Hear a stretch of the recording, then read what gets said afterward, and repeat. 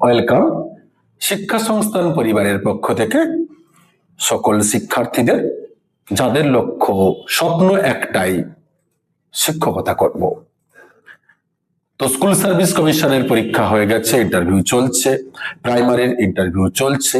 এইবারে একটাই মাত্র 2026-এ বাকি, যা কিন্তু কিছুদিনের মধ্যে আসতে চলেছে, কারণ 2025 সালে মহামান্য কলকাতা হাইকোর্টের নির্দেশ অনুযায়ী 2026-এ স্কুল সার্ভিস কমিশনকে আপার প্রাইমারি পরীক্ষা দিতেই হবে। তাহলে এই আপার প্রাইমারি সিটও নেহাত কম নয়, 21,000। যাদের 9, 10, 11, 12 প্রাইমারিতে যারা সফল হননি, তাদের জন্য কিন্তু সুবর্ণ সুযোগ, গোল্ডেন অপরচুনিটি। তাই এই সুযোগ হাতছাড়া করবেন না। এই সুযোগ যদি হাতছাড়া না করতে হয়, তাহলে কি করতে হবে? না, পরীক্ষা এখনো দেরি আছে, এইটুকু বলবো। মোটামুটি আপনারা আরো মিনিমাম 3 থেকে 4 মাস তো পাবেন, ম্যাক্সিমামটা বলছি না। তাই এই কটি মাস এই আপার প্রাইমারি টেট পাস করতে গেলে কি করা দরকার? না, ফার্স্টে বলি আপার প্রাইমারি টেটের টোটাল কত মার্কসের পরীক্ষা? না, 150 মার্কসের পরীক্ষা, 150 মার্কস। কোশ্চেন 150, প্রত্যেকটি কোশ্চেন অর্থাৎ ইচ কোশ্চেন 1 মার্কস। এই আপার প্রাইমারি টেটের দুটো ভাগ, এর আগে ভিডিওতে আমরা বলেছি অলরেডি, তবু আরেকবার আজকে শর্টে জাস্ট, একটা সোশ্যাল সায়েন্স, একটা সায়েন্স। কিন্তু সোশ্যাল সায়েন্স হোক আর সায়েন্স হোক, এর মধ্যে 3টে পার্ট প্রত্যেকেরই কমন। অর্থাৎ 3টে পার্ট কি কি? না, child development and psychology 1, number 2 language 1, অর্থাৎ যারা বাংলা ভাষী তাদের জন্য বাংলা ল্যাঙ্গুয়েজ 1, যারা ইংলিশ মিডিয়াম তারা ল্যাঙ্গুয়েজ 1 ইংলিশ। নাম্বার 3 ল্যাঙ্গুয়েজ 2, উল্টোটা, যারা বাংলা ভাষী তাদের কাছে ল্যাঙ্গুয়েজ 2 ইংলিশ, আর যারা ইংরেজি তাদের হচ্ছে ল্যাঙ্গুয়েজ 2 হচ্ছে বাংলা। এই 3টে কিন্তু কমন। এই 3টে কত? না, প্রত্যেকটা টপ পেপার এরিয়া মিলিয়ে 30 কোশ্চেন, 30। তাহলে 3টে কত কমন? না, 90 কোশ্চেন, 90টি। তাহলে আর বাদ বাকি কত? 90 এর পরে 150 থেকে 90 বাদ দিলে 60।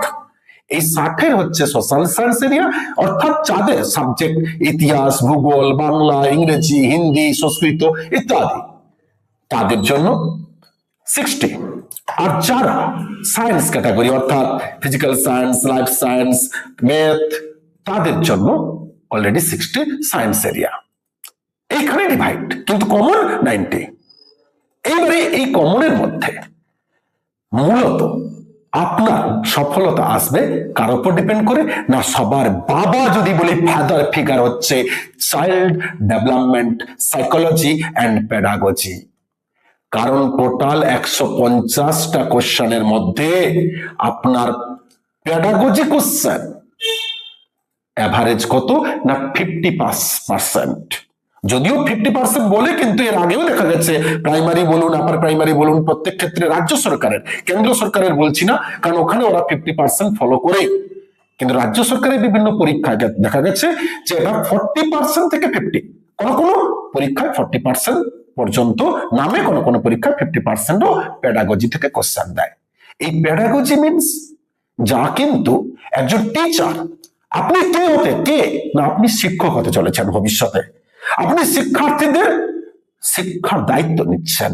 তাই আপনার মধ্যে শিক্ষক হওয়ার গুণ আছে কি নেই, অর্থাৎ শুধুমাত্র এডুকেশনাল কোয়ালিফিকেশন ক্লিয়ার করলে, MA BA etcetera, MPhil PhD করলেই আপনি শিক্ষক উপযুক্ততা প্রমাণ হয় না।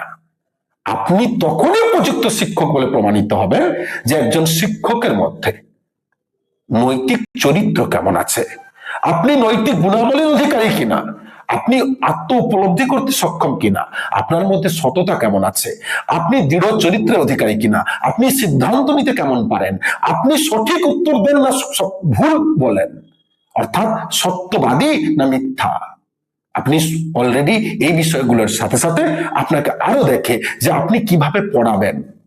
অর্থাৎ দেখবেন যারা ভালো টিচার হয় না, অধিকাংশ ক্ষেত্রে তাদের কিন্তু মেন হচ্ছে এই স্কিল, কারণ দক্ষতা। শিক্ষকতা একটি, যেমন ডাক্তারি, ইঞ্জিনিয়ারিং, প্রত্যেকের কি এক একটা আলাদা স্কিল লাগে, ঠিক একইভাবে পড়ানোর দক্ষতা। আপনি কেমন ভাবে পড়াচ্ছেন, শিক্ষার্থীদের স্টুডেন্টদের সামনে কেমন ভাবে বোঝাচ্ছেন। অনেক টিচার আছে 5 ঘন্টা পড়ানোর পরে স্টুডেন্টরা বলে 1 ফোঁটা কিছু বুঝলাম না। তাদের ক্লাস 5 মিনিট করার পরে মনে হয় তাদের বোরিং, ঘুমিয়ে পড়ে। কিন্তু অনেক টিচারের ক্লাস আছে এমন যেখানে শিক্ষার্থীরা, স্টুডেন্টরা ঘন্টার পর ঘন্টা বসে থাকে কিন্তু একবারও বোরিং হয় না। তারা বলে স্যার আরো করান, ম্যাম আরো করান। এটাই কিন্তু টিচিং স্কিল, এটাই কিন্তু প্যাডাগজি। তাই এই প্যাডাগজি তথা স্কিল যা মূলত সিডিপি, চাইল্ড ডেভেলপমেন্ট সাইকোলজির উপর বেস্ট করে তৈরি হয়। আমরা জানি যে ল্যাঙ্গুয়েজ ওয়ানের বাংলার অলরেডি প্যাডাগজি কি না, আপনি বাংলা সাবজেক্ট কিভাবে পড়াবেন, ডিডাকটিভ না ইন্ডাকটিভ মেথড, অবরোহী না আরোহী পদ্ধতি, বা লেকচারশিপ কি, ডেমনস্ট্রেশন মেথড ফলো করবেন কিনা, মূল্যায়ন কিভাবে করবেন কিনা, এইরকম। ইংরেজিতে কি, ইতিহাস, ভূগোল, কনস্টিটিউশনে একই ধরনের, বিজ্ঞানের ক্ষেত্রে কি, তাদের এরিয়া ধরে এই কোশ্চেন গুলো দেয়। মানে টোটাল বলতে গেলে এই মুহূর্তে বলবো সামনে আপার প্রাইমারি টেটে 60 থেকে 75টা কোশ্চেন এইরকম এরিয়া থেকে আসতে চলেছে। তাহলে যদি এইরকম টোটাল কোশ্চেন আসতে থাকে তাহলে আপনাকে কি করতে হবে না, সিডিপিটাকে পড়তে হবে। আর এইখানে বলি অধিকাংশ আমাদের কাছে প্রচুর ফোন আসছে, হোয়াটসঅ্যাপ আসছে, আমাদের প্রাক্তন শিক্ষার্থীরা, বর্তমান শিক্ষার্থীরা, আপার প্রাইমারির প্রচুর ব্যাচ, আমাদের অলরেডি 3টে ব্যাচ অনলাইন চলছে, 4 নম্বর ব্যাচের অ্যাডমিশনও চলছে, শুরু হচ্ছে 1 ফেব্রুয়ারি থেকে। তাদের প্রশ্ন যে স্যার আমরা অমুক জায়গায় পড়ছিলাম, ওরা শুধু নোটস ধরিয়ে দিচ্ছে। স্যার অমুক জায়গায় পড়ছিলাম, তারা শুধু কোশ্চেন আলোচনা করছে। স্যার অমুক জায়গায় পড়ছিলাম, তারা কোনো কিছুই না, শুধুমাত্র রেকর্ড ভিডিও দিয়ে দিচ্ছে। স্যার অমুক জায়গায় পড়ছিলাম, ওরা শুধু বলছে পরীক্ষা নেবো। এইখানেই তো ভুল, কারণ সফলতার অন্য নাম স্ট্র্যাটেজি। একটাই মাথায় রাখবেন, তারাই সফল হয় যারা 3টে মন্ত্র ফলো করে, স্ট্র্যাটেজি, স্ট্র্যাটেজি দেন অ্যাকশন। তাই এই স্ট্র্যাটেজি ফলো করতে গেলে আপনাকে সিডিপিতে 60 থেকে 75 প্রশ্ন থাকলে 60-এ 60 ক্লিয়ার করতে গেলে 75-এ 75 ক্লিয়ার করতে হলে আপনাকে কি করতে হবে না, ফুল বিষয়টিকে রিয়ালাইজ করতে হবে, বুঝতে হবে। যদি আমি স্টুডেন্ট না হয়ে আমি যদি টিচার হই, আমি যদি পড়াই, তাহলে আমার স্টুডেন্টরা কেমন ভাবে পড়বে। অর্থাৎ টিচিং সাইকোলজি নয়, চাইল্ড সাইকোলজি, স্টুডেন্টের মনস্তত্ত্ব। আমি টিচার হয়ে স্টুডেন্টের জায়গায় থাকলে কি করতাম, ঠিক এই জায়গা থেকে ভেবে আপনি প্রত্যেকটি বিষয়কে রিয়ালাইজ করুন, রপ্ত করুন, নিজের মতন করে পয়েন্ট করুন, রেগুলার কনসেপ্ট ক্লিয়ার করুন, মুখস্থ নয়। কারণ প্যাডাগজিতে আপনাকে 60-এ 60 প্রশ্ন ঠিক করতে গেলে, অর্থাৎ যদি আপনার টার্গেট থাকে আপার প্রাইমারি, তাহলে 185 টার্গেট করতে হবে। যেভাবে কম্পিটিশন বেড়ে চলেছে, স্কুল সার্ভিস কমিশনে 60-এ 60 ঠিক করেও চাকরি পাচ্ছে না, ইন্টারভিউতে ডাক পাচ্ছে না, তাহলে সেক্ষেত্রে আপনাকে টার্গেট 185 করতে হবে। আর তার জন্য সিডিপি হচ্ছে মেন এরিয়া এবং তার প্যাডাগজিক্যাল। তাই এই প্যাডাগজি এরিয়ায় ঠিক করতে গেলে কি বললাম, নাম্বার 1 মুখস্থ বিদ্যা বাদ দিন, নাম্বার 2 প্রতি মুহূর্তে কনসেপ্ট ক্লিয়ার করুন টোটাল এরিয়ার। সিলেবাস বলে পার্টিকুলার প্যাডাগজি কিছু হয় না, এর মেন থিম প্যাডাগজি, তারপরে সাবজেক্ট ওয়াইজ ডিভাইড হয়। পুরোটাই হচ্ছে কনসেপ্ট রিয়ালাইজেশন। প্র্যাকটিস রেগুলার করুন, তবে গিয়ে আপনি প্যাডাগজিতে যতগুলো প্রশ্ন থাকবে প্রত্যেকটি সঠিকভাবে উত্তর দিতে পারবেন, সক্ষম হবেন। শিক্ষা সংস্থান সর্বদা আপনাদের জন্য, সর্বদা আপনাদের পাশে আছে। তার জন্যই আমাদের কিন্তু এই প্ল্যাটফর্মে আসা, আপনাদের সামনে ভিডিও নিয়ে আসা।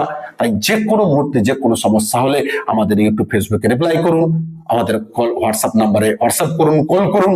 আমরা চেষ্টা করব সর্বদা আপনাদের পাশে থাকতে, যাতে আপনারা আপনাদের সুস্থ জীবন নির্বাচন করতে পারেন, শিক্ষকতার পদে আসীন হতে পারেন।